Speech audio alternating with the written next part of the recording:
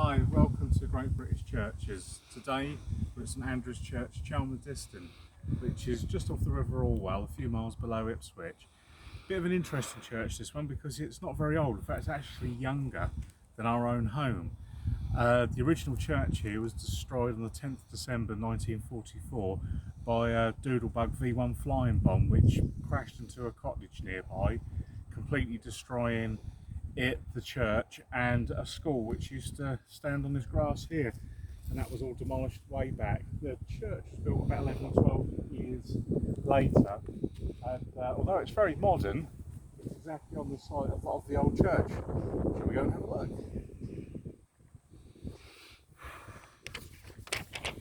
Right, so we're just going to take you along this path. You can see that it's rendered. It's probably made of brick and concrete. We have got the flag of St George flying on it, which I think is nice. So there has been a church on this site since the middle of the 13th century, perhaps even before that.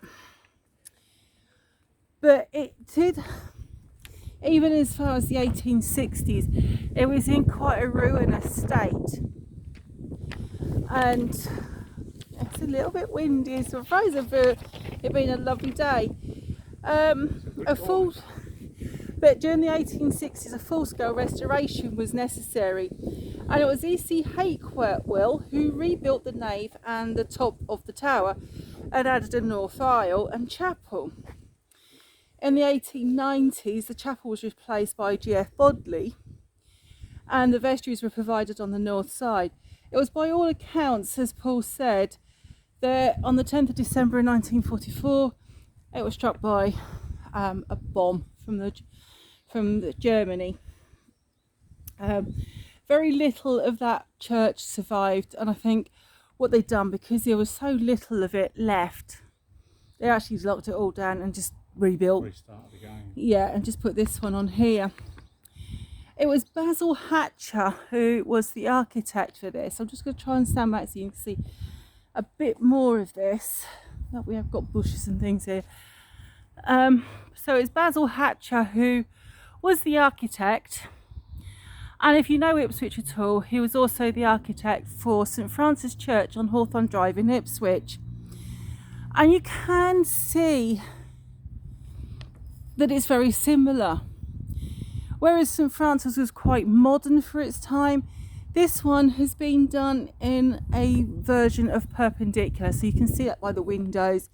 It's very square looking, it's very modern looking, but they wanted to keep it perpendicular to make it fit within the theme of a village. I think they've done a beautiful job. It is lovely, it really is. It's a smashing little church, or big church actually. So we're just going to go in now. The porch is a lot smaller than what it originally would have been. It's very difficult to sort of think what the old church looked like, because obviously we weren't born when this one was built. We're just going to go through here. Beautiful doors, simple, beautiful, so unlike a church door, except for this, the main one here. But Very 1950s. yeah, absolutely. And there's lots of memorials here as well. Just come through the door. Don't fall down the steps. I'll try not to fall down the steps. I should be filming myself if you did that. Right, so we come in here and you're immediately faced with this. Now, this apparently was the reredos, and then it was moved here onto the west wall to accommodate the east window. What is a reredos then now? It's the altar screen. Ah, right. It's From the original church. Ooh, did you see the picture of the No, get into it. Oh, sorry. So we've got the picture of what the church looked like after the bomb had hit it. So then we come up here. Now, there is a tower, and it has a tower arch. And I think Paul wants to get in on the video, so we can sit. I don't. I'm going to keep that away. That's why he's sitting on the organ stool. And they put an organ in the tower arch. Now the organ was made in 1982, and there you can see the big fella sitting there. So, and I'm not going to attempt to go through this tiny gap. Not this side of lunchtime. I can get in it, but I'm a bit claustrophobic, and I'd panic in case I couldn't get out. But Paul has noticed something when he tried to get in there, that there's these plaques on the wall. I really don't want to go in there. Yeah.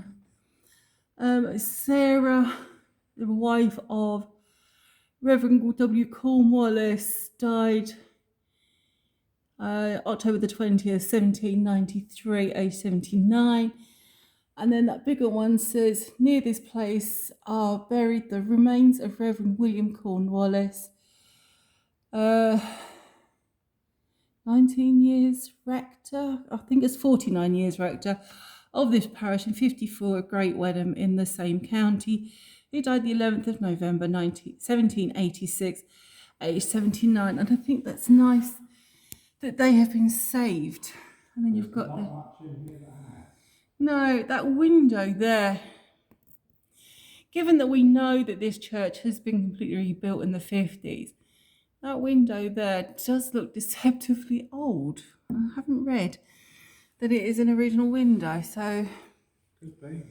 it could be that it was part of a window that was saved and put in. Mind you, Adolf Hitler had a very good go at it with his flying bomb. And as you can see, when you walk into this, you're actually greeted with this colour of the hassocks and the window up there. It's such a bright, airy church. It is. It's lovely. It's got a presence, and it's absolutely gorgeous. Now, there wasn't very much of the church that was left after the bomb. This was one of them. But this is only a Victorian font. Is it? Yes, because it was restored. It was in a ruinous state in the late 1800s. Yeah. So it was restored by Hakewill. And you can see that it's not got any great age. But it did remain after the bombing. So it was saved. And then when they built the church, they put it in here. Now, I always like to read out the obituaries and the epitaphs and things of these men that gave their life up for us. And we've got one here, and it's rather sad. It says, to the glory of God and in loving and grateful memory of Thomas Harrington, killed in action in Ypres. Is that Ypres? Ypres, France, July the 15th, 1915, aged 21 years. Do you want to know a factoid about Ypres? Go on then. Okay. The soldiers at the time couldn't say Ypres, and as only saw it on right, and nobody knew anything, obviously, because people didn't travel in those days. They used to call it Wipers. But they had a newspaper called the Wipers Times for the men in the trenches. Not a very pleasant place to be. No, I've seen photos. It says France up there. I can't pronounce it, and he doesn't know where it is. We're a good pair, aren't we?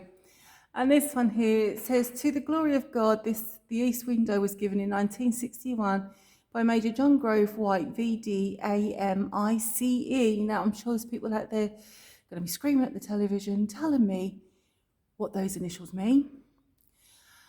I don't know. Paul's going to Google it, so we might have that answer by the end of this video. But it was in memory of his brother, Francis Alfred, who was drowned in the River Orwell, 7th of August, 1905. This window replaces a similar one inserted by his mother in the church, which was on this site and which was destroyed by enemy action on the 10th of December, 1944. And we will get to that window. Okay, we'll just see a piece of that. There, you can see it's absolutely stunning. So we're just going to go up here. There's not really a lot to say about this because it's not got any great age. And there's sort of nothing. Go on then. An amazing thing about this is something we said about, we always have a look around before we come in and and Mel had said it's been rebuilt.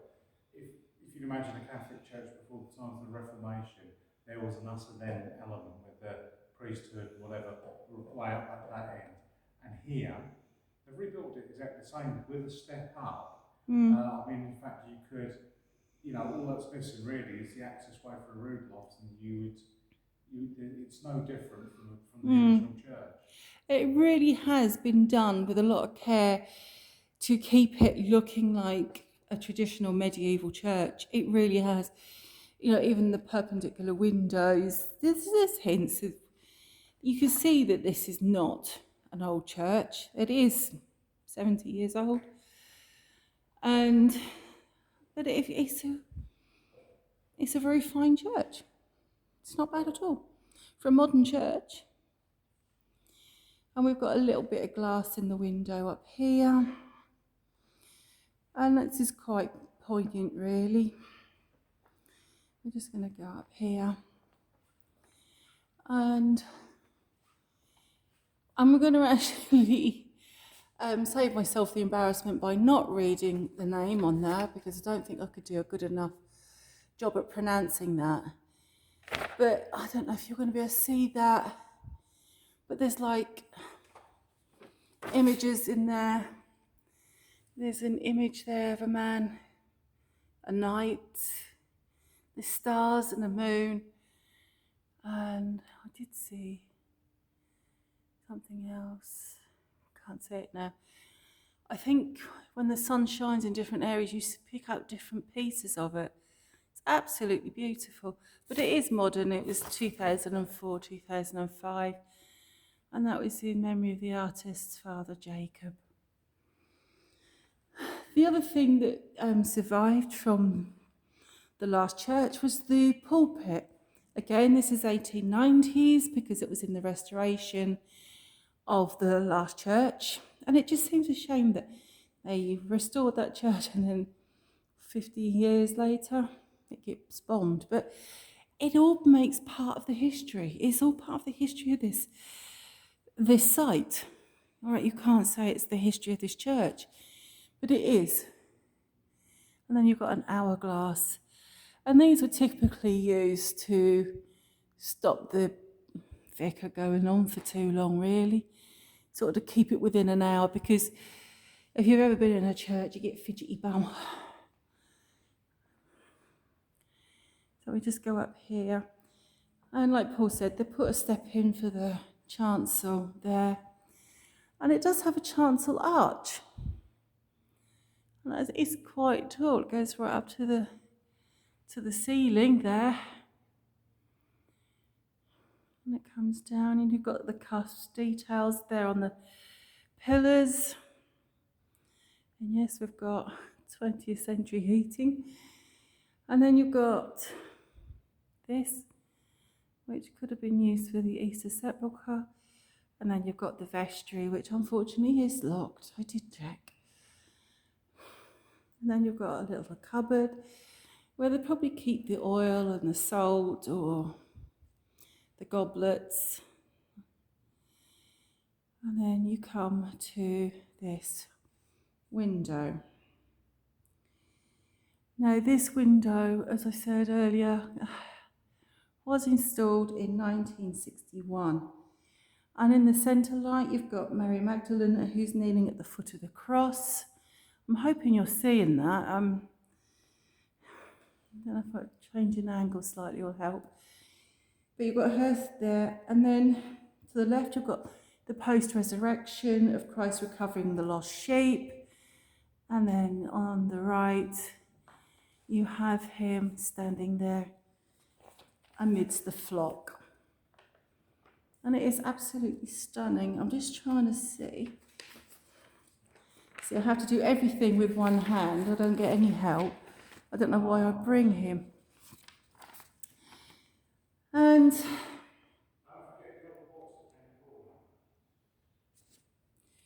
so we've now got 3 windows here, and they date from 1965, and they all have a Renaissance setting.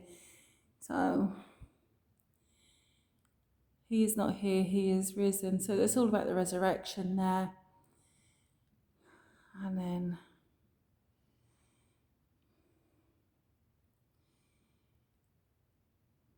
so I'm just trying to see what they are. There's one, it is, I'm so sorry. I really should read the Bible so I get an idea of what some of these images are. I do write them down, but it doesn't really mean a lot to me, I'm afraid. But one commemorates the Bishop of Nasik. There's St. Luke with a family, the three Marys at the tomb. So we've got those. So they must be, these must be the three Marys at the tomb here. And strangely, there is a piscina there, and we can see that there is a drain there as well, which seems a bit strange to put in a modern church because they're not used anymore. But no, this, for a modern take on a medieval church, this is quite beautiful. It really is, and it's well worth a visit. Okay, well, that's everything for this church. It doesn't really hold a lot of history because there isn't any. The biggest history is when it got bombed. So that's going to be the conclusion of our video today. If you like it, please like and subscribe and press the notification bell. And if you have a nice comment, please put it down and we would love to read it. And if there's any churches that you think that we should go and see, bearing in mind that we normally do Suffolk because we work and we live in Suffolk. So and diesel's £2 a litre. I'm saying nothing. But, you know, we're quite happy to travel. We do this as a day out for us. I know, we're probably a bit sad till we need to get another hobby. But this is what I find interesting. And there's just this boat on the wall. Which is a fishing smack from the film Halfpenny Breeze. There you filmed go. in about 1950, which is filmed in this village. There you go. So that's us for today. Thank you very much for watching and for coming along with us on this day out of ours. And we'll see you on the next one. Bye.